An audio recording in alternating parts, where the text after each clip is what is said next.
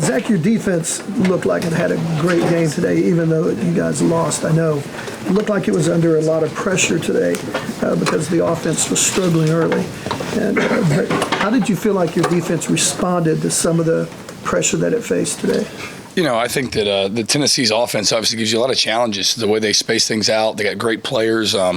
Give you structural issues, and I thought our guys really attacked that this week in practice and in the game. You know, some of that showed up. I thought that we, handled the tempo really well early in the game, and set us up to have some success. You know, gave up too many big plays that resulted in some touchdowns and some field goals in the red zone that could have won us the game.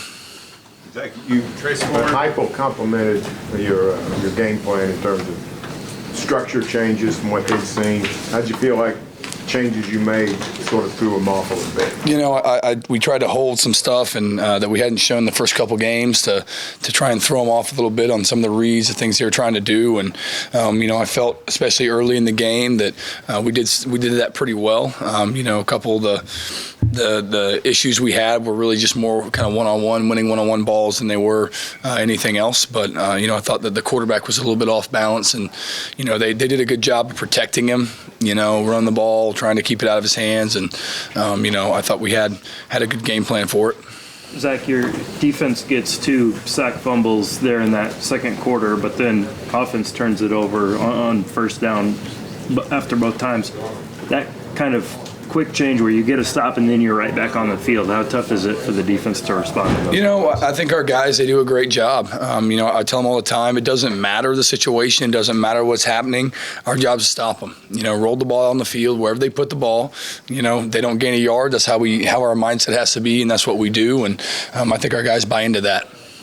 Zach, Brent said the long passes, much as you hate to see them, they were not busts. They were not mental breakdowns, or this guy didn't have that guy or whatever. It was more of just losing leverage, one-on-one battles and stuff like that. Is that better or is that worse? I don't know. Obviously, you'd like to win every one-on-one that goes up. That you probably won't throughout the year. You play good people. They're going to make plays just like your guys will. But obviously encouraging, if we have an opportunity to limit teams to explosive plays and, even to the explosives, we help them to field goals. And obviously that's something you want to do, when you have an opportunity, when you give up something like that. And so, proud of our guys that, I think if we eliminate a lot of those, wide open, big explosives throughout the year, we'll get a chance to be really good. Zach, you lost Kendall Doby tonight.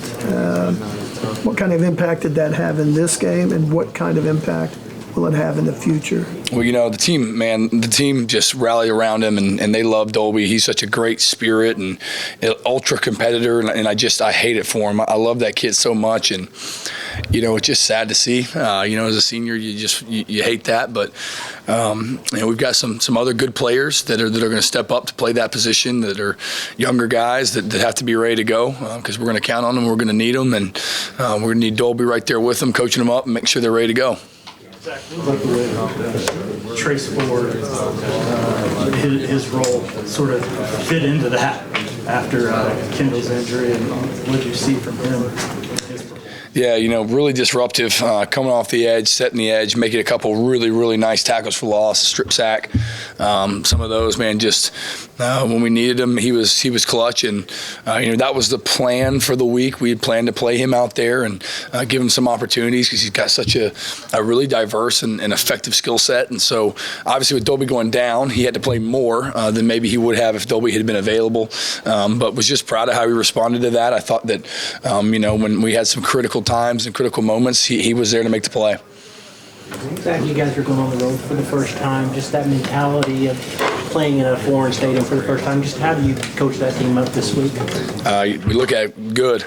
There's nothing more fun than going to a hostile environment where, all 80,000 of them hate you, and you got to prove them all wrong. And so I think the mentality for us is to go back to the process, do the things we know that win, and, at the end of the day, that football field's still 120 yards long and 53 yards wide. A lot more three-man tonight, three-man line. How'd you feel that went? Pretty well. That was kind of the plan for this week, and the diversity of the things we can do, that just felt like that helped us, playing this offense. And, it was obviously a tool we'll use and can use when we need it throughout the season.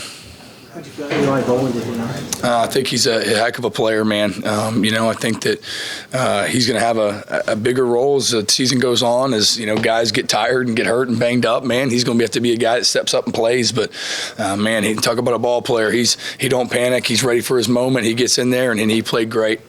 You had a chance to use a ton of personnel. It looked like Lewis, a lot of guys made plays for you. What does that make you feel about the defense moving forward? I feel good. I told our guys the plan for the week is, they try and gas you in, tire you out, and run you ragged and then get you on busts and mental things. And I said, we're not going to let them do that. The plan from the jump was we were going to roll 2-3 deep at every position. And I told the coaches, be ready to play more guys and get them in the game. And, that was the plan for the week. And so you love that you saw some young guys, freshmen that hadn't played maybe, come in. Jaden Hardy gets in, first play, tackle for loss. Pretty just awesome. So you feel more comfortable as you move forward that you have an opportunity to play young guys early in the year that at some point you're going to have to count on them in big-time situations later on. Brent with Clemson, they went to Auburn in 2016. What do you remember about that atmosphere? I remember that he called one call, and I signaled it in wrong. He yelled at me, and we picked the ball off, and he didn't yell at me anymore, and I was fine. That's my standing memory of that game. He got mad right when I signaled it, and then after the fact, he was like, all right, that was pretty good. So, but obviously a heck of an environment. It's going to be loud, going to be hostile, and they're going to be ready for us. So big challenge this week. They changed quarterbacks this week. I'm sure you hadn't done a lot of study on them. New guy didn't play very well. Who knows what they'll do this week? What kind of a challenge is that for you when you're not sure who's going to quarterback? Yeah, I think you're going to make your game plans based on what you see that you get from both guys, and make sure you got a plan for both of them and how they execute. Like you said, I know nothing about what they've done this year so far, and so I'll know a whole lot more probably tomorrow about 9 o'clock. Thanks, guys. Have a good week. Yep.